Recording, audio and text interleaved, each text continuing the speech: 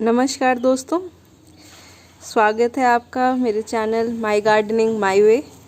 तो आज हम बहुत टाइम बाद मिल रहे हैं और कोई बात नहीं। हम मेरे ऑलरेडी 94 वीडियोस अवेलेबल हैं जो आप देख सकते हैं और जानकारी प्राप्त कर सकते हैं। बट हाँ, मैं और जो जानकारी मिसिंग है उन वीडियोस में वो मैं आपको दिखाऊंगी इसमें। और अगर कुछ डिटेल्स और चाहिए हैं तो आप मुझे कमेंट करके बताइए, तो मैं आपके अपने नेक्स्ट वीडियो में आपकी डिटेल्स ज़रूर शेयर करूँगी। तो मेरे सामने इस टाइम 2 पॉट्स हैं, खाली पॉट्स, और ये 2 प्लांट्स हैं। तो मैं ये तो नहीं बता रही आपको कि कैसे स्टार्ट करना है आपको प्लांटिंग, बट आज हम बता रहे हैं कि सॉइल की प्रिपरेशन कैसे की जानी चाहिए। यूट्यूब में बहुत जानकारियाँ मौजूद हैं, इस पे आप देख सकते हैं, लेकिन मैं आपको इसके बारे में बहुत इजी भाषा में समझाऊंगी कि कब हमको किस तरह की पॉट और सॉइल लेनी चाहिए। तो अभी मेरे पास मैं आपको अपना फॉर्मूला शेयर करती हूँ पॉटिंग सॉइल बनाने का। बहुत ही सिंपल तरीका है, 10 तरह की चीज़ें नहीं यूज़ करनी है इसके लिए। और फॉर्मूले का नाम है 1 2 3। तो ये मेरा ही फॉर्मूला है 1 2 3, जिसमें 1 कंपोस्ट, 2 कोकोपीट और 3 सॉइल, हमारी गार्डन की सॉइल, हमारे लॉन की सॉइल जो हमें इजीली अवेलेबल है। तो अब इसमें 1 2 3 का मतलब क्या है? इसमें हमने उसको 1 2 3 सिर्फ ये सीक्वेंस नहीं दोस्तों, ये पोर्शन है हमारे कंटेंट लेने का। तो 1, जैसा मैंने बोला, कंपोस्ट। तो ये मेरे पास कंपोस्ट है और इसे मैंने ऑनलाइन मंगवाया है। आप चाहें तो घर पे बनी हुई कंपोस्ट भी ले सकते हैं। मैंने अपने वीडियोस में आपको बताया है घर पे कैसे कंपोस्ट ली जाए, बट समहाउ समय ज़्यादा ना होने के कारण मैंने ये ऑनलाइन मंगवाई थी कंपोस्ट। तो आप चेक कर लीजिए, कभी कभी ऑनलाइन कंपोस्ट में भी आपको प्लास्टिक के कुछ कण मिल जाते हैं, क्योंकि आजकल लोग कंपोस्ट जो है श्रेडर के थ्रू बनाते हैं। उसमें कोई दिक्कत नहीं है, लेकिन हाँ, प्लास्टिक नहीं होनी चाहिए। तो मैंने ये 2 मुट्ठी कंपोस्ट ले ली है। ये देखिए, इस तरह के ये प्लास्टिक के कण मिलते हैं अक्सर, तो ये रिमूव कर दीजिए। ये हमारी सॉइल के लिए हानिकारक हैं, ये उसके ड्रेनेज को स्टॉप करते हैं।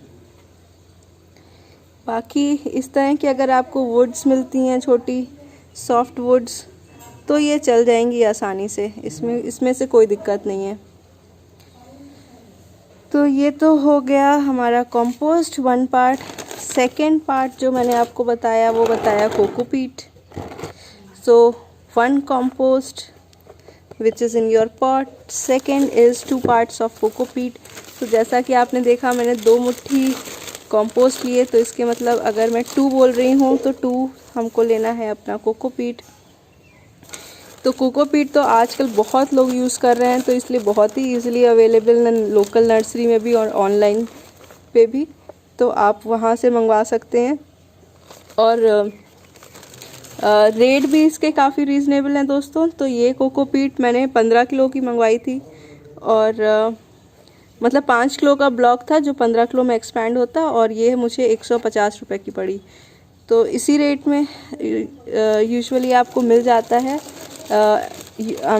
अमेज़ॉन ऑनलाइन से या किसी पर्टिकुलर ऑनलाइन सेलर से, और वरना आप अपने लोकल नर्सरी में तो ऑब्वियसली अवेलेबल है ये।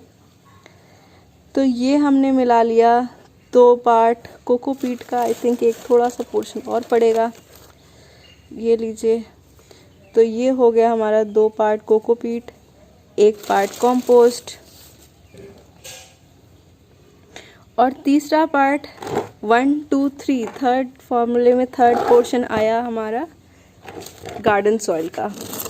3 का मतलब है 3 गुना। तो अगर हमने 1 मुट्ठी कंपोस्ट लिया, 2 मुट्ठी कोकोपीट लिया, तो हमको 3 मुट्ठी ये हमारी गार्डन सॉइल लेनी है।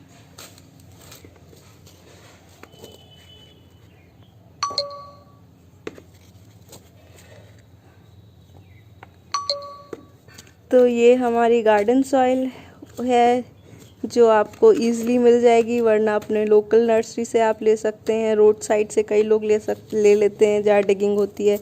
बस आप ये ध्यान रखें, अगर रोड साइड से ले रहे हैं तो उसकी सॉइल क्वालिटी काफ़ी ख़राब होती है, क्योंकि वो रोड के वजह से होने की वजह से वो जो है उसमें न्यूट्रिएंट्स वैल्यू नहीं होते हैं, वो रफ़ सॉइल होती है। तो उसमें आपको न्यूट्रिएंट्स भरपूर मात्रा में ऐड करने हैं। और हम कभी भी एक बार में सारे न्यूट्रिएंट्स ना ही ऐड करिए। तो जैसा कि मैंने आपको अपने कई वीडियोस में बताया है इप्सम सॉल्ट के बारे में, तो सपोज़ एक हफ्ते में आप इप्सम सॉल्ट डाल रहे हैं अपने सारे पेड़ों में, तो दूसरे हफ्ते में आप नीम केक डालिए, तीसरे हफ्ते में आप मस्टर्ड केक डालिए, फिर इस तरह से आप उसमें NPK डालिए।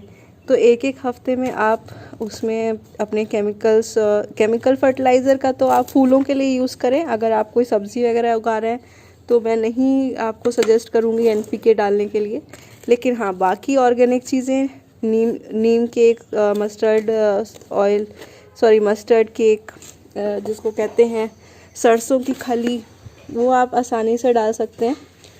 और दूसरी जो चीज़ें हैं वो जो आप घर की यूज़ कर सकते हैं वो है चाय की पत्ती, और जो पानी निकलता है चावल धोने में, दाल धोने में, या फिर चावल अगर आप स्टार्च निकाल के चावल बनाते हैं तो जो स्टार्च का पानी होता है वो पानी आप इजीली ठंडा करके पेड़ों में डाल सकते हैं।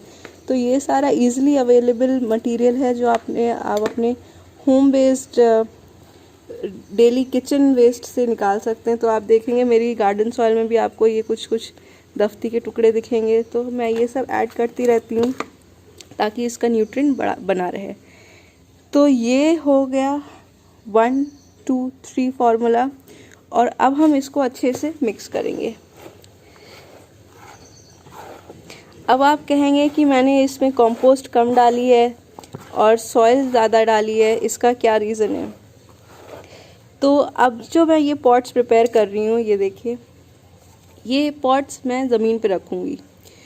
और ज़मीन पे रखने का मतलब है कि अगर इसका भार ज़्यादा हुआ तो भी ये चलेगा। लेकिन अगर आप हैंगिंग पॉट्स बना रहे हैं तो उसमें आपको कोकोपीट की मात्रा ज़्यादा रखनी होगी।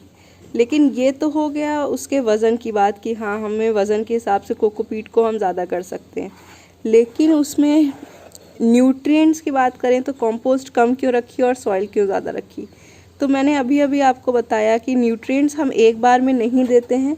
एक बार हमारी सॉइल को आदत पड़ गई, मतलब एक बार उसकी रूट्स अच्छे से लग गई, मतलब जब आप रिपोर्टिंग कर रहे हैं प्लांट की या नर्सरी से लाए हुए प्लांट को पॉट में लगा रहे हैं, तो जब अच्छे से रूट्स डेवलप होना स्टार्ट हो जाएं तब हम एक एक हफ्ते के इंटरवल पे ये सारे न्यूट्रिएंट्स, मैक्रो और माइक्रो न्यूट्रिएंट्स उसमें देते रहते हैं। तो ये देखिए बहुत अच्छे से ये मिक्स हो गया हमारा, अच्छी सॉइल डेवलप हो गई है।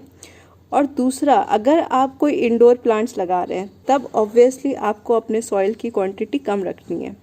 आउटडोर ये 1 2 3 फार्मूला आपका इन जनरल सारे के लिए चल जाएगा, लेकिन आपको थोड़ा इसको मॉडिफाई करना पड़ेगा डिपेंडिंग अपॉन कि आप किस टाइप के प्लांट्स लगा रहे हैं। से फॉर एग्जांपल अगर आप सक्लेंट्स लगा रहे हैं जो कि इंडोर हैं और जिनकी ड्रेनेज बहुत अच्छी होनी चाहिए, वरना सक्लेंट्स आपको पता है कि बहुत ही सॉफ्ट प्लांट्स होते हैं, बहुत जल्दी वो ख़राब हो जाते हैं, एक दिन में ही ख़राब हो जाते हैं। बल्कि अगर आपको उसकी केयर नहीं कर पा रहे हैं आप उसकी, तो उन केसेस में हाँ, आप मेरा वीडियो देखिए, उसमें मैंने परलाइट भी ऐड किया है। परलाइट से सॉइल बहुत लाइट हो जाती है, बहुत पोरस हो जाती है, तो परलाइट ऐड करना बहुत ज़्यादा ज़रूरी है उस केस पे। उस केस में कोकोपीट कम ऐड करें क्योंकि कोकोपीट वाटर रिटेन करती है। तो इस केस में हमको वाटर की ज़रूरत, रिटेन करने की ज़रूरत नहीं है क्योंकि सक्लेंट्स को वाटर नहीं पसंद है ज़्यादा। तो और बाकी आप उसमें ऐड कर सकते हैं वुड चिप्स, क्योंकि वुड चिप्स धीरे धीरे डिकम्पोज होकर कंपोस्ट बनते रहेंगे और वो इतना ज़्यादा वाटर भी नहीं रिटेन करते हैं। तो वो हो गया सक्लेंट्स प्लांट के सॉइल मिक्स की बात। अगर आप कोई घर के बाहर आउटडोर प्लांट लगा रहे हैं तो ये आपका परफेक्ट सॉइल मिक्सचर है। इसमें आपको परलाइट ऐड करने की बिल्कुल भी ज़रूरत नहीं है क्योंकि हमने 2 पार्ट्स इसमें अपने कोकोपीट में लाया है, जिसकी वजह से सॉइल अच्छी खासी ड्रेनेज बनेगी। तो ये हो गया आउटडोर प्लांट्स की बात। अब कुछ हार्डी इंडोर प्लांट्स की बात कर लें, जैसे कि हो गया हमारा मनी प्लांट या हो गया हमारा स्नेक प्लांट। तो इस तरह के जो हार्डी मनी प्लांट्स हैं जिनको आप रफ़ सॉइल्स में भी ऐड कर सकते हैं। उसमें आपको कंपोस्ट नहीं के बराबर देनी है, क्योंकि ये प्लांट, इनको कंपोस्ट की ज़रूरत, इनको न्यूट्रिएंट्स की ज़रूरत नहीं होती है। इनके मेन जो ग्रोथ का होता है वो होता है इंडोर लाइट, जो हल्की रोशनी आप उसको देंगे, या फिर सूरज की इनडायरेक्ट लाइट। यही कारण है कि बहुत सारे इंडोर प्लांट्स, अगेन मैं एग्जांपल लूँगी मनी प्लांट का, बैम्बू, लकी बैम्बू जो होता है, ये सारे वाटर में चल जाते हैं, क्योंकि इनको न्यूट्रिएंट्स की ज़रूरत नहीं होती। आप वाटर डेली चेंज करिए और ये आराम से चलते रहेंगे, तो उतना ही वाटर सफिशिएंट होता है। तो आई थिंक अभी सॉइल के बारे में हमने काफ़ी कुछ डिस्कस कर लिया, और अब आगे बढ़ते हैं कि हम आज कौन से प्लांट्स लगाने वाले हैं इन 2 प्यारे पॉट्स में। तो पॉट्स बनाने का तरीका मैंने आपको बताया है कि इसमें होल अच्छे से होना चाहिए। तो ये मेरे पॉट में मैंने होल कर लिया है। और अगर आपके पास छोटा ईंट या फिर छोटा ऐसा पीस है जो कि आप इसको होल को कवर कर सकते हैं, मिट्टी का टुकड़ा, तो अच्छी बात है, आप उससे कवर कर लीजिए। और वरना अगर आप उससे, वो नहीं है आपके पास अवेलेबल, तो कोई आप पुराना कॉटन का कपड़ा लीजिए और इस तरह का, और आप इसको इसके बेस में रख दीजिए। ये देखिए मैंने इसके बेस में कवर कर लिया। तो अब इसमें नीचे जो है सॉल्ट फॉर्मेशन होके आपका होल ब्लॉक नहीं होगा। और अब इसमें आप थोड़ी 1/3 सॉइल डालिए। सॉइल डालने के बाद आप चेक कर लीजिए कि हमारा प्लांट कितना बड़ा है। और जैसे कि ये है हमारा कोलियस का प्यारा सा प्लांट, मैंने इसको कटिंग से लगाया था, और अब तक ये देखिए इसमें रूट बॉल, ये देखिए हल्की हल्की इसमें रूट्स देखिए बाहर भी आने लग गई रूट बॉल के। तो अब इसका राइट टाइम हुआ, ये देखिए काफ़ी सारी यहाँ पे रूट्स हैं। तो अब इसका प्रॉपर टाइम आ गया है कि हम इसको पॉट में लगा दें, ताकि ये इसकी रूट्स अच्छे से फॉर्म होकर ये बहुत अच्छा सा पौधा बन जाए। क्योंकि इनिशियली जब कटिंग से लगाया था तब तो इसमें इतना ग्रोथ नहीं, स्लो ग्रोथ होता है, बट अभी ये अच्छे से ग्रो हो रहा है। तो इसके लिए ज़रूरी है कि हम इसको अच्छा सॉइल दें। तो बस आप इसको इस पर अपने पॉट में रखिए इस तरह से, और आप चेक करिए कि आपका प्लांट कितना पॉट से ऊपर आ रहा है। तो अभी इस केस में देखा जाए तो प्लांट और पॉट की लेंथ, ये देखिए मैं दिखाती हूँ, बिल्कुल परफेक्ट है। आप चाहें तो थोड़ा इसको नीचे मिट्टी डाल के और हाइट दे सकते हैं, बट मेरे हिसाब से ये परफेक्ट है। तो अब हम इसको साइड से भर लेंगे। रूट बहुत फाइन थी दोस्तों, इसलिए रूट बॉल को डिस्टर्ब करने की ज़रूरत नहीं है।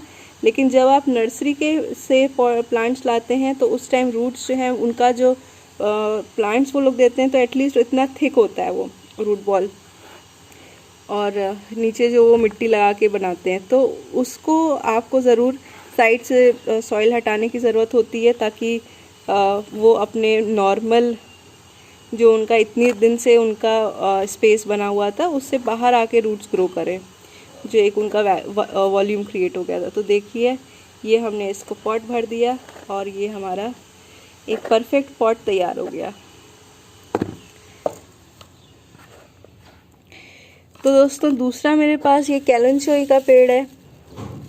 इसमें रेड कलर के फ्लावर्स आते हैं। ये इंडोर आउटडोर दोनों चलता है। शेडी प्लांट है, हार्ड ग्रोइंग प्लांट है।